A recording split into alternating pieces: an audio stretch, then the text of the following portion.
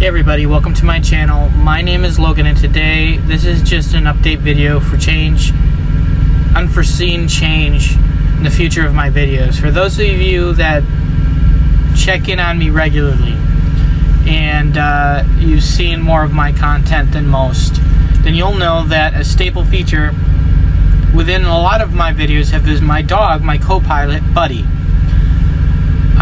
Made a post on this if you want to see a picture of him, but I'm very sad to inform you that the other day Buddy passed away in my arms. I've been beside myself with grief. I know that a lot of people are like, so what, it's a dog, but he's all I had and he meant a lot to me, and it's been very rough. Yesterday was my first real full day without him, and well, to say that I'm beside myself with grief, I think is accurate.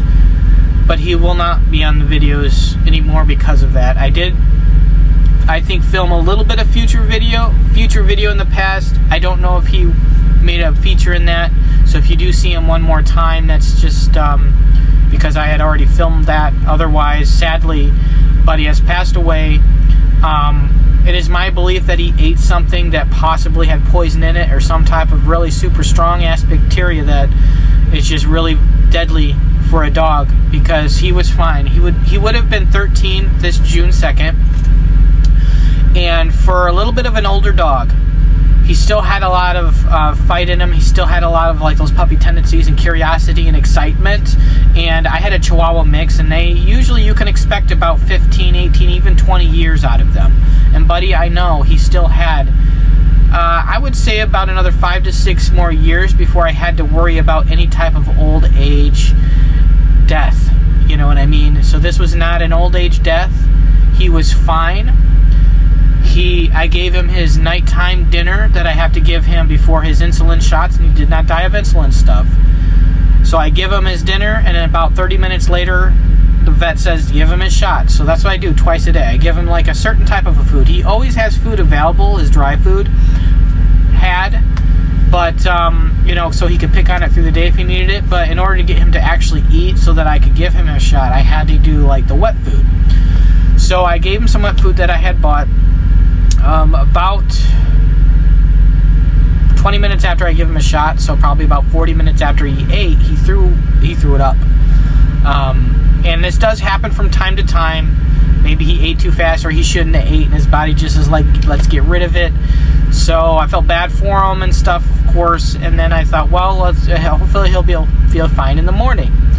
Well, the next day, very early in the morning, I might add, because I had a 4 a.m. appointment, he puked up the rest of it.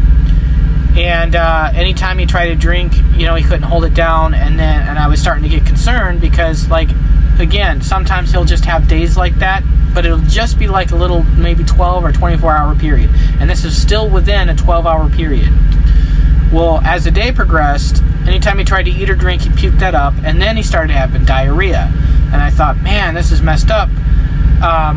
Hopefully he's okay. Hopefully maybe it's just a bug. It's now that it's in the end of his body, he's going to shit it all out and he'll be fine. But I just started noticing through the day he started getting really weak. And so I thought, okay, well, I was in an area where there was nothing around.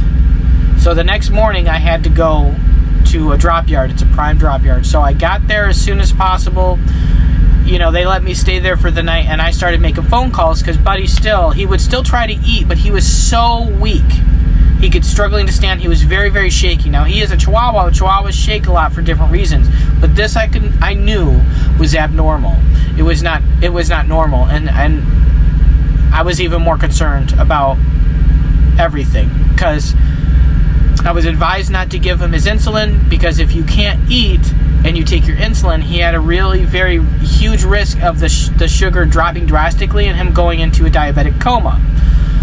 So I called around. The first places I called were mobile units. Of the 3 mobile units that were available in the area, only one had the zip code that I was in, and I told him my circumstance. Everyone I talked to, I'm a truck driver over the road. I'm out of town. This is what my dog's going through. I think he needs help. I think it's a serious issue. The one mobile unit that was over this particular area said, sorry, I don't go to those terminals. Sorry. Click. Like, no fucking empathy whatsoever. Every place around that I called, every single one that I could afford to get to, and that was, I made 30 calls. 30. There were a lot of places. None of them could get me in.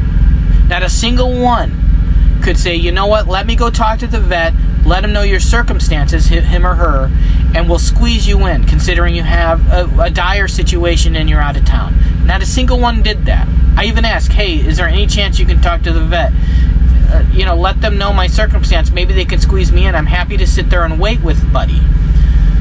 No, sorry, we don't do that. So the only option I had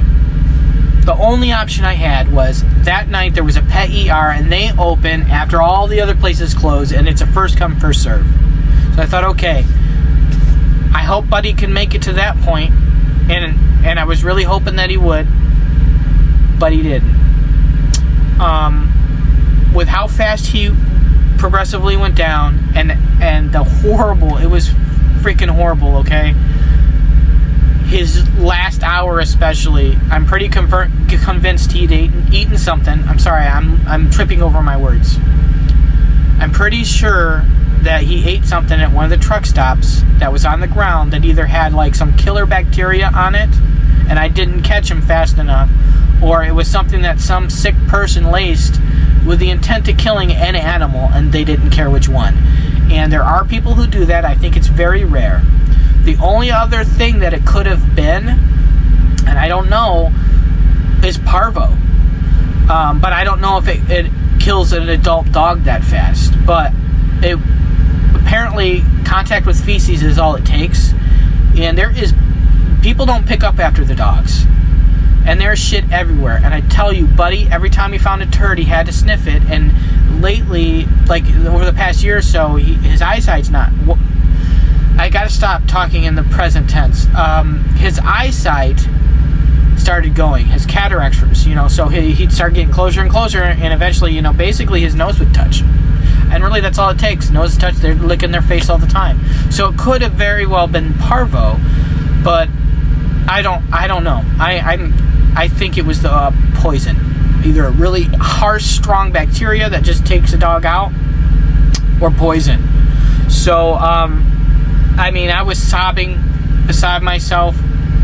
I held him the entire time. And,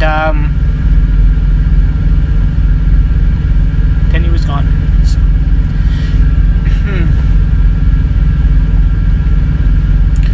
So Buddy will not be in this video. He will not be in any future video. Unless I post a picture in his remembrance, I always wanted to be able to have a dog by my side. And eventually, someday, I'll get another dog. I don't know if it'll be when I'm on a truck. I can't make that decision right now because the idea of having another animal on here while Buddy's not here, it's just way too soon for me. But I fear...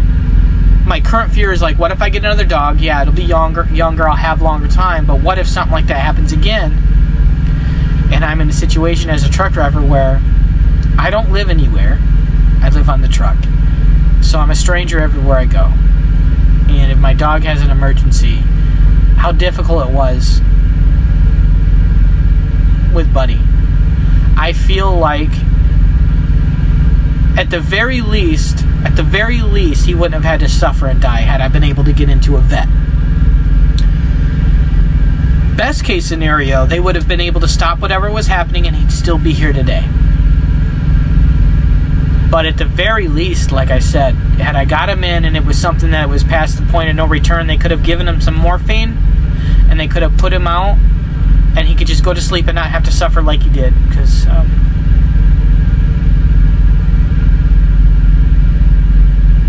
that was a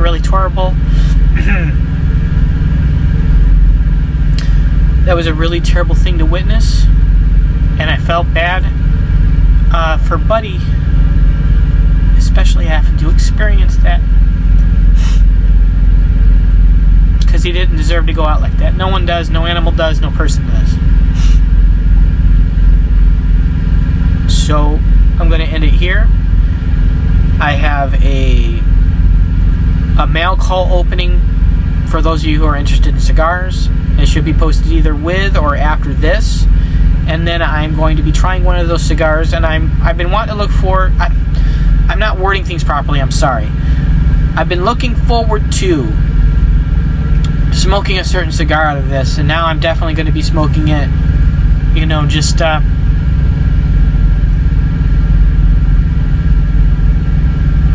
Emery buddy.